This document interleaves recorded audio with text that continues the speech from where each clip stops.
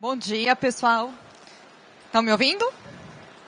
Eu sou a Luciana Nicola, eu sou diretora de Relações Institucionais e Sustentabilidade do Banco Itaú e vim contar para vocês um pouquinho hoje como a gente faz o nosso futuro por meio da agenda ESG no presente e também no futuro.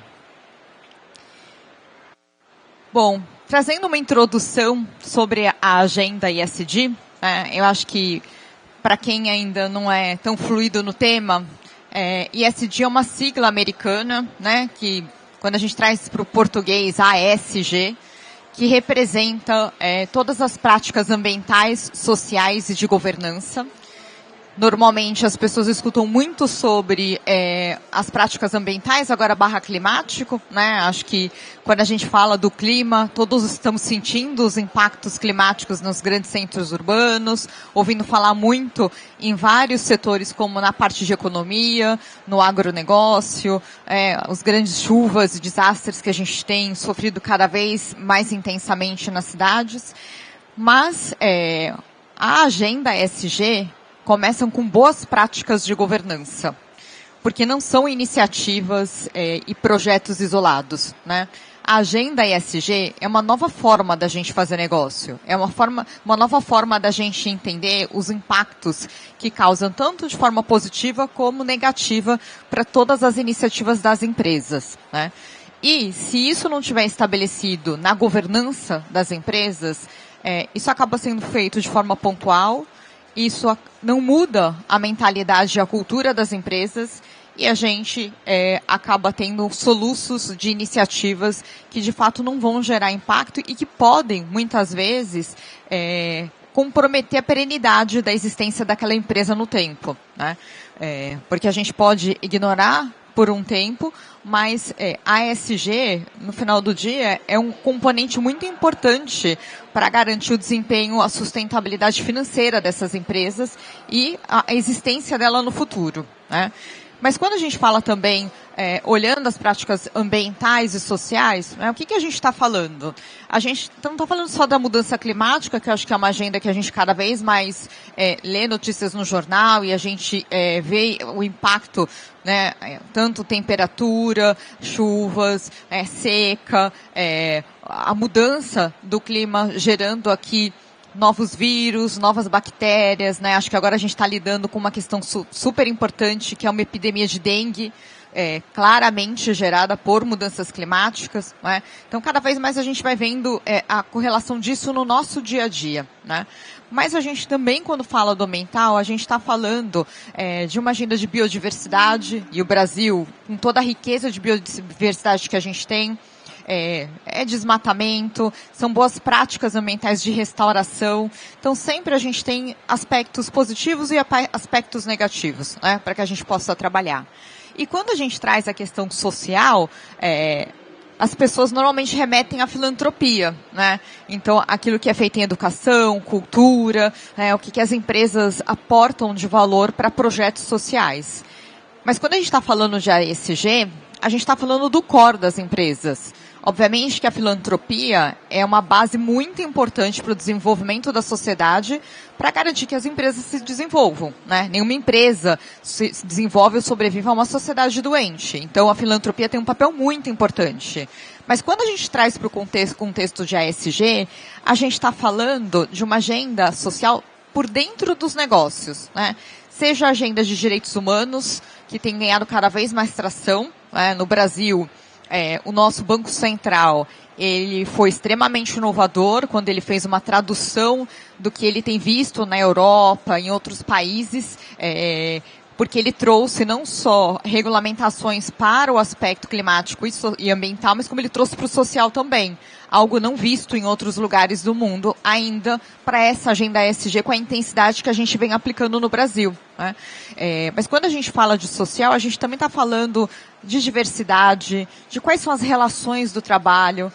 Acho que pós-pandemia a gente cada vez mais tem discutido saúde mental nas empresas, um pouco o que ficou dessa pandemia e o quanto isso tem afetado. Então é um olhar bastante completo, não só como empresa, também impacta, gera externalidades sociais no seu entorno, pela mão de obra que ela contrata ou não, potencializando o entorno onde ela está estabelecida, ou como ela traz a cadeia de fornecedores do local, descentralizando para grandes fornecedores e priorizando fornecedores do seu entorno. Então, passa tudo por um olhar todo da empresa, né? A gente está falando de aspecto social, desde a cadeia de fornecedor, como ela olha para os clientes, mas como ela olha para os seus colaboradores.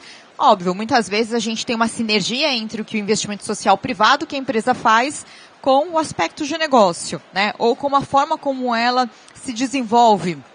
E aí, para citar um exemplo do Itaú, a gente, na agenda social, a gente lida com a agenda de diversidade, a gente tem objetivos de diversidade que a gente persegue tanto na agenda de gênero como na agenda relacionada à raça, né? E para potencializar essas contratações, o encarreiramento, porque a gente não olha só a proporção entre homens e mulheres ou a questão racial, mas a gente também olha o quanto essas pessoas estão progredindo na carreira e a gente tem objetivos por cargo também, né? Mas para potencializar isso, a gente conta com o investimento social privado Itaú hoje, que uma dessas iniciativas, são várias, mas uma delas, o Itaú apoia cotistas com bolsa de estudo, porque a gente percebeu que a questão financeira é super importante para a gente dar equidade. Não basta incluir se você não gera equidade. Então, o investimento social privado vem para dar uma base, e a gente percebe, a gente já está no 8º ano testando em parceria com universidades públicas, e a gente percebeu o quanto a ajuda financeira para os cotistas era super importante, não só para a permanência, mas também dar condições para que ele consiga ter todos os recursos necessários para conseguir se desenvolver e conseguir competir com os demais estudantes que tiveram outras condições no ensino básico, né?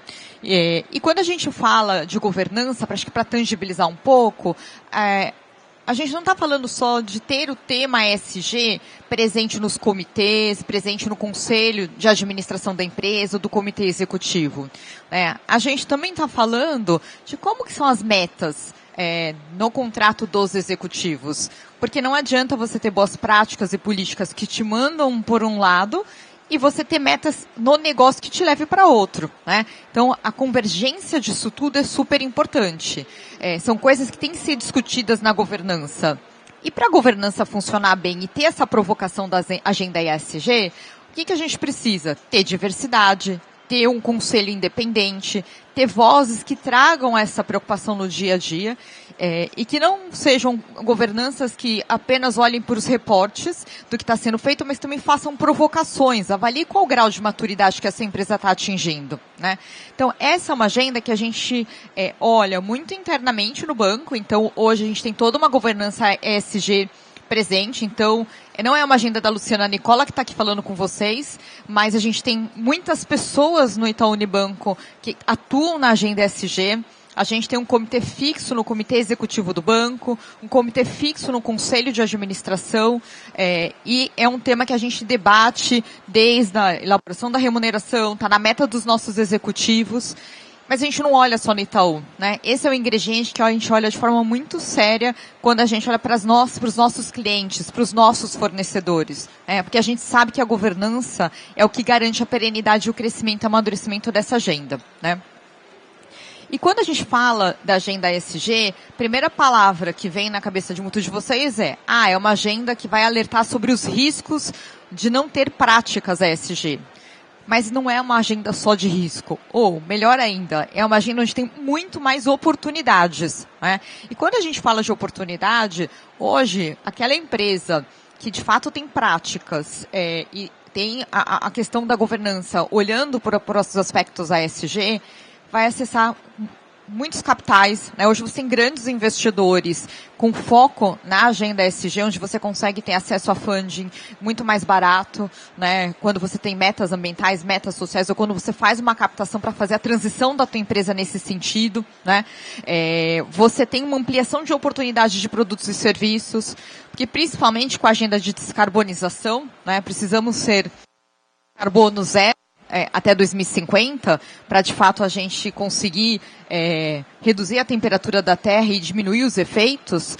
Novos mercados estão se formando, né? Porque a descarbonização se passa por mudança, muitas vezes, de modos de produção das empresas, e empresas estão presentes hoje em setores carbono intensivo, passa por substituição de matéria-prima, passa por a gente ter cada vez mais uma economia circular, cada vez mais pujante, e isso gera muitas oportunidades de novos mercados, novos produtos, novos serviços. Então, aquelas empresas que conseguem capturar isso, com certeza tem um incremento, seja de eficiência nos seus negócios, um aumento de receita. Então, aquela empresa que está num setor que tem que se transformar e começa antes esse processo, possivelmente ela vai capturar antes os benefícios disso, né? Então, hoje no Itaú a gente tem muito um diálogo com as nossas empresas, que são clientes do banco, muito olhando setor a setor, quais são as oportunidades, né? Aonde está o risco, o que ela pode fazer para iniciar o quanto antes esse processo de transição. A gente traz a academia para dialogar, para trazer casos concretos.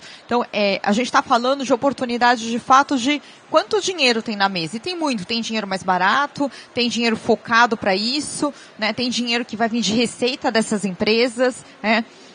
Isso traz também um ganho reputacional, que cada vez mais o mercado consumidor começa a buscar empresas que são certificadas pelo Sistema B, ou que trazem de forma muito transparente em seus reportes públicos. Então, isso é ganho de reputação no final do dia, né? E ganho de reputação significa ganho financeiro. Porque quando a empresa passa por qualquer questão, e isso faz parte de um processo de crescimento, é a dor do crescimento de qualquer negócio, são as práticas e a fortaleza da sua reputação que vai fazer com que ela passe mais ou menos oscilações no seu desempenho financeiro, né? Então, aqui a reputação é um colchão de proteção muito importante. Mas esse colchão de proteção só acontece quando, de fato, as práticas são verdadeiras, robustas e quando tem muita transparência no processo de reporte, né? Então, você tem uma série de questões que mostram que tem benefício para os clientes, né?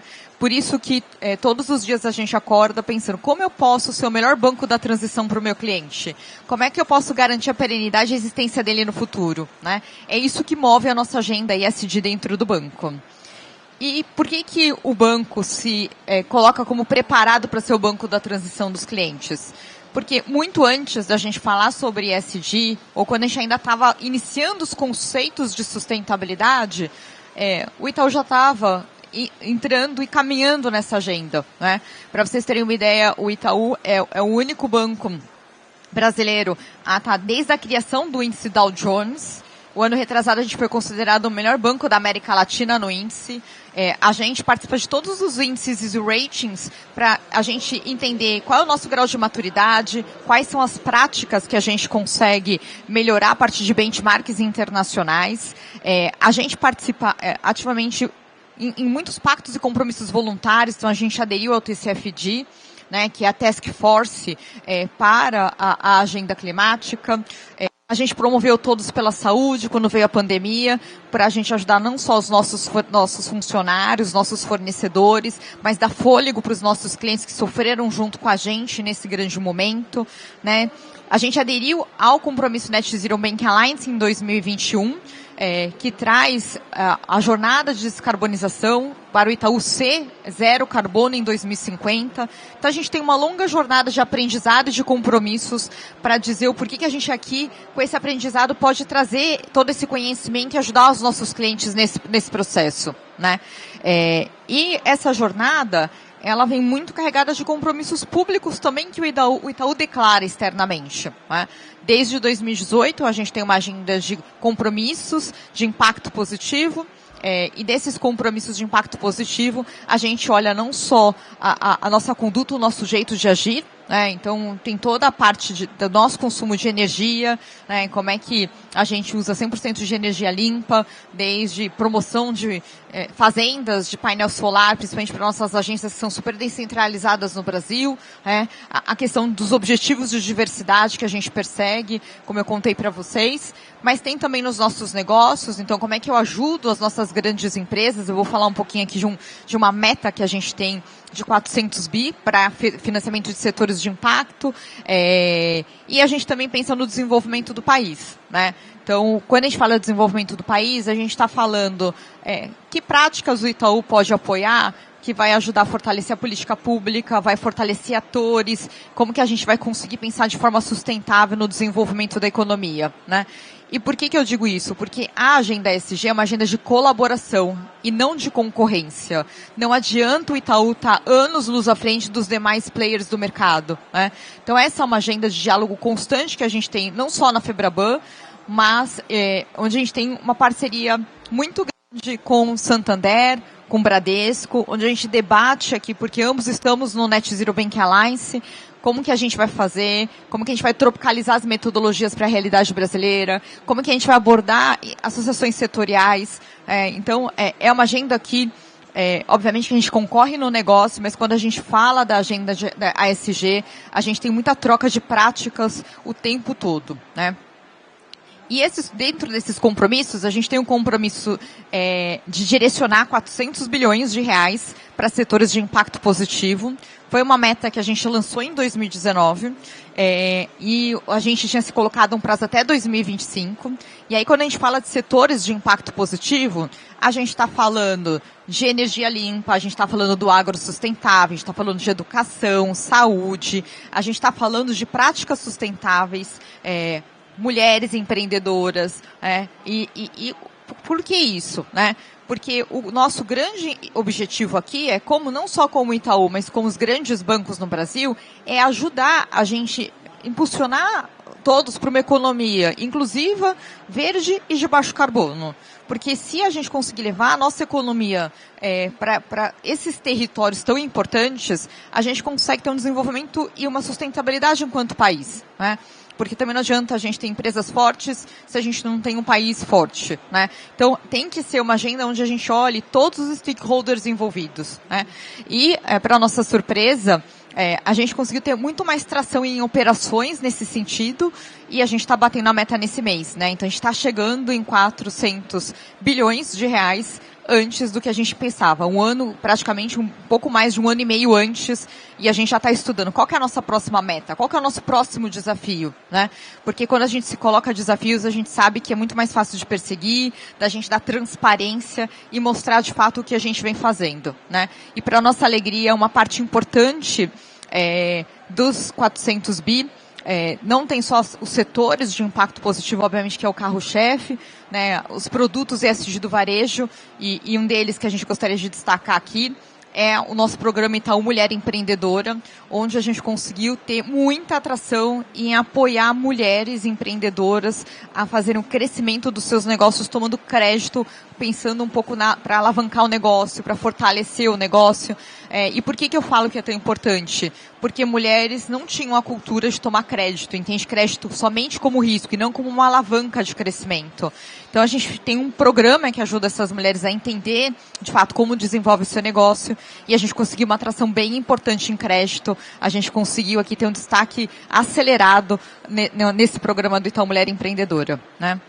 Mas quando a gente fala de transição climática e dessa agenda de novas oportunidades, né, como que a gente entende que é o nosso papel para ajudar os nossos clientes nesse processo de transição, né? Então, o primeiro ponto, que é a base, né, pode parecer simples, eu sei que não é, mas a gente não consegue se colocar um objetivo se a gente não consegue ter um diagnóstico. Então, entender quais são as emissões de carbono que a sua empresa emite é o passo 1. E só para vocês terem uma ideia, menos de 20% das empresas no Brasil fazem o inventário das suas emissões, né? E para o Itaú ser net zero, os meus clientes precisam ser net zero, porque as emissões dos meus clientes, elas são 700 vezes maior do que as emissões do Itaú. Porque banco não é um setor carbono intensivo, mas eu tenho que promover a descarbonização dos meus clientes, né? Então, ajudar nesse processo a entender o quanto é importante fazer o inventário das emissões e, a partir desse diagnóstico, pensar no processo de redução, né, começando com compensação, porque a gente tem um espaço para compensar ainda, mas o grande foco tem que ser em redução, e até captura de carbono, quando a gente tem setores e empresas que estão super desafiadas a entender como substituir matérias-primas, porque a agenda Net Zero ainda é uma agenda de mais perguntas do que respostas. Então, por isso que a gente tem todo um trabalho com a academia, com centros de inovação, porque a gente não vai ser net zero no mundo sem muita tecnologia e inovação, né? É pensar de formas muito além do que a gente já pensou até hoje, de como é que a gente faz de forma diferente, com menos emissão de carbono, aquilo que nos carregou até hoje, né? Mas a gente tem hoje ajudado também na definição de metas por setor, olhando os compromissos das nossas empresas e ajudando empresas que não têm compromisso a ter. O mercado de carbono, né? Tem o mercado voluntário, no qual a gente tem uma plataforma chamada Carbon Place, que ajuda a dar bastante fluidez para o mercado voluntário, mas a gente ajudando no advocacy técnico para regulamentar o nosso mercado no Brasil, que é super importante para alavancar. Desenvolver produtos e serviços para transição, porque aqui é uma agenda de entender como a gente ajuda o cliente. Muitas vezes o que eu tenho de prateleira não é o que ele vai precisar pensando nessa transição, que é uma jornada, é pensando no futuro, né? E como é que a gente é zero no Scope 1, 2 e 3, né? Scope 1 e 2 é muito sobre as operações do banco e a gente tem um trabalho intenso, mas não somos um setor carbono intensivo, mas o Scope 3 é o grande desafio, porque eu preciso que os meus clientes sejam carbono zero, né? E essas oportunidades climáticas, essas oportunidades de descarbonização, elas já estão por aí, né? Quando a gente fala em novas tecnologias, a gente tem o hidrogênio verde, a gente tem o CCUS, transição energética, energia eólica, né, energia solar. O Brasil tem um potencial enorme de crescimento, obviamente um custo-benefício muito adequado, porque é um custo baixo, principalmente quando a gente fala da eólica, para a gente conseguir fazer esse processo. Negócios florestais, né? Acho que a gente tem um grande desafio de combater o desmatamento, mas a gente fazer restauração e recuperação de terras para a gente, de fato, ter áreas agricultáveis sem precisar abrir novos espaços em terras, em florestas, né? Mobilidade, o agro sustentável, mercado de carbono, ou seja, tem muita coisa já em discussão, tem muita coisa já aplicada que mostra resultado, mostra desenvolvimento, e a ideia do Itaú é conectar essas práticas, né? E quando a gente fala da nossa agenda climática, a gente vai trabalhar fortemente nos 3 pilares, né? Quando a gente fala de redução, que tem que ser o foco, porque se a gente não reduzir as emissões do mundo, a gente não vai conseguir segurar o aquecimento da Terra, né? A gente já bateu o ano passado, a gente já ultrapassou alguns meses, quase chegando a 2 graus de temperatura, e o que é super danoso para o ecossistema, para a biodiversidade, e a gente percebe os impactos gerados, né? E isso só vai se a gente fizer o processo de redução. Mas a gente também olha para o processo de remoção como uma coisa muito importante, né? Aqui o agro é um setor bastante importante para a gente reter o carbono no solo, mas também tecnologias que podem capturar o carbono da atmosfera, né?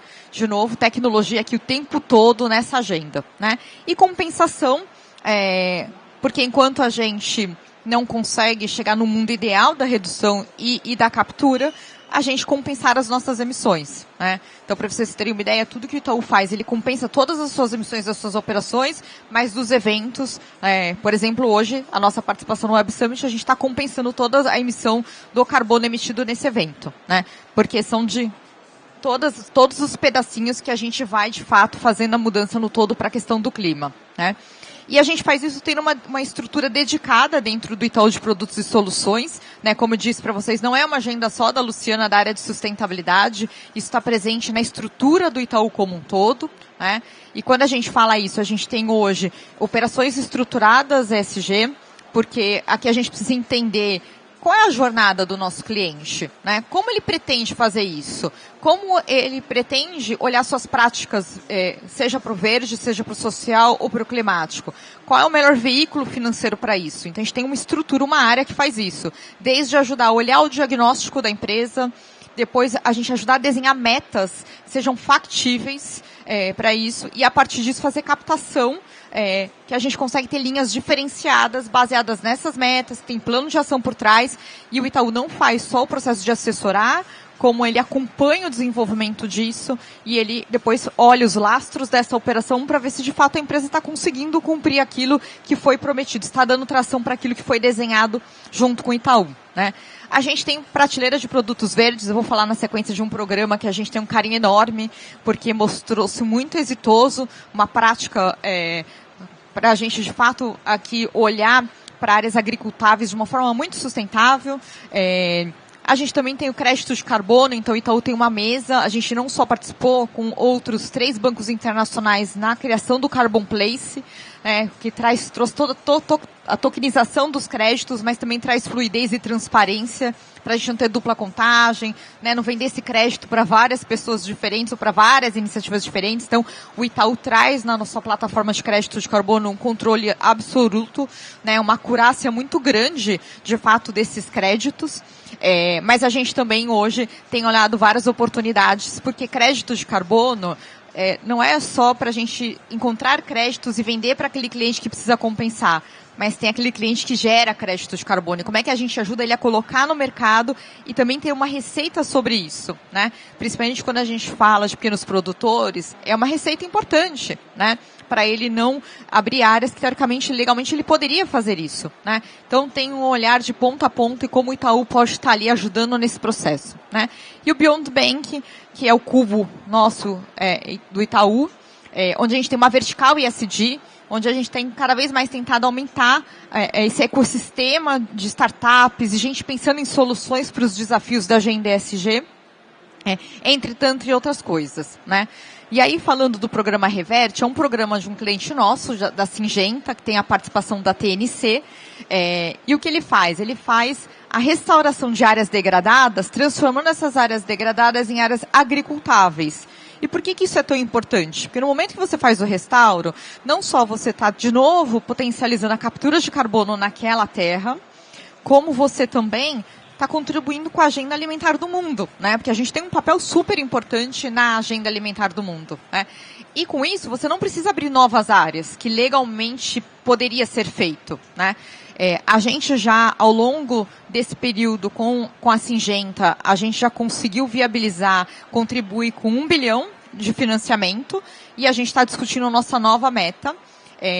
A princípio, o foco estava no Cerrado, porque a gente fala muito de Amazônia, mas o grande desmatamento se deu no Cerrado, então é uma iniciativa super importante para a preservação desse bioma, mas cabe para qualquer bioma, Então a Syngenta trouxe água onde ela dá a assessoria para o produtor, viabiliza o crédito em parceria com o Itaú. Então é uma agenda de negócios que traz eficiência para o produtor, que ele vai produzir numa área ali que já estava completamente degradada, e a gente contribui para o meio ambiente. Ou seja, você contribui para o meio ambiente com aspecto econômico muito importante, Então, são práticas como essa que a gente cada vez mais vem tentando fomentar com os nossos clientes, E também colocar aqueles clientes que estão começando a jornada em contato com aqueles clientes que já estão mais avançados, porque não é uma chave que a gente muda, A gente sabe que é uma jornada que a empresa precisa se preparar. Dependendo do setor que essa empresa está estabelecida, tem maiores ou menores desafios.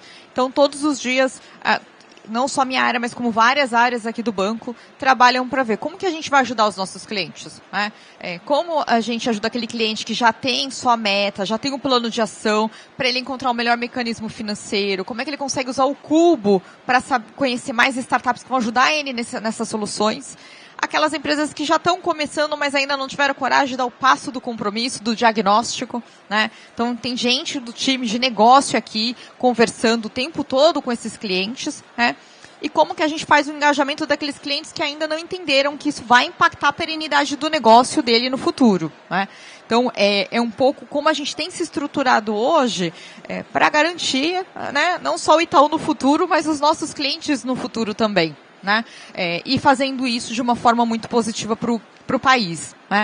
Então, aqui era um pitch só sobre a agenda ASG do Itaú e como estamos preparados e como isso de verdade é uma agenda que está do nosso conselho de administração, no nosso comercial na ponta, equipe sendo treinada o tempo todo, debates acontecendo, a gente não só levando o que a gente aprendeu, mas a gente aprendendo muito com os nossos clientes, com muitas entidades e tentando fomentar cada vez mais a inovação e a tecnologia para fazer com que essa jornada seja mais curta e mais fácil para todos.